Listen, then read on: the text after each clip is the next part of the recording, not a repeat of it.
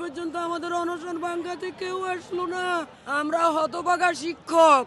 আমি চাই অনশন করতে করতে আমি একজন মারা গিয়ে আমার লক্ষ শিক্ষকের দাবি আদায় হোক।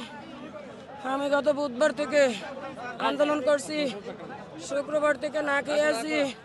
দুঃখের কথা হইল, আগে পূর্বে দেখেছি অনেক অনশনে কেউ আসলে পিছন দিক দিয়ে কেউ না কেউ এসে অনশন ভাঙ্গায়, কিন্তু আমাদের এমন একটা পদ, আমরা হতভাগা শিক্ষক, পিছামারা শিক্ষক। এই পর্যন্ত আমাদের অনশন ভাঙ্গাতে কেউ আসলো না। আমি কালকে আমার জিহ্বাটা দেখেছি, শুকিয়ে কাগজ হয়ে গেছে। পদ্মা সেতু, মেট্রো রেল এবং এলিভেটেড এক্সপ্রেসওয়ে নির্মাণের গর্বিত অংশীদার বসুন্ধরা সিমেন্ট। আমার সব শুকিয়ে গেছে, আমি ঢুক গিলতে পারি নাই। আমি অনশনে ছিলাম, তারপরে আমি সাপ্তাহিক সিএম ছিলাম কালকে। আমার দুঃখ, সারা বাংলাদেশে 100টার মধ্যে 97টা হলো এমপিওভুক্ত স্কুল, আর সরকারি হলো প্রতি থানায় যদি আপনারা ডাটা কালেকশন করেন, বড় জোর 3টা জেলায়, আর থানায় 1টা কি 2টা থাকতে পারে। কিন্তু মিডিয়া ভাই, আপনারা ছাড়া আমাদের আপন কেউ নাই।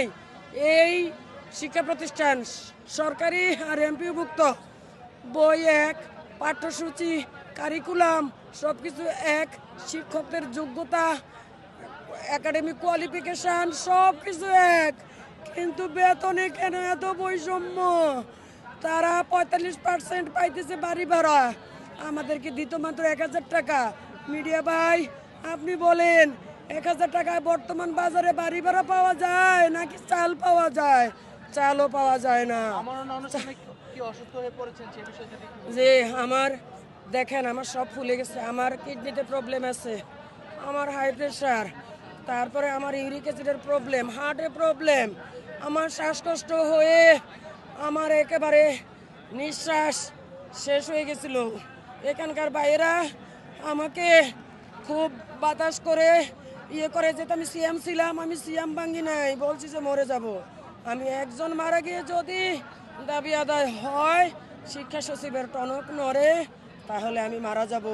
আমার ছোট বাচ্চাটা ক্লাস 5-এ পড়ে, সে বলছে আম্মু তুমি মৃত্যুর কথা বলো না।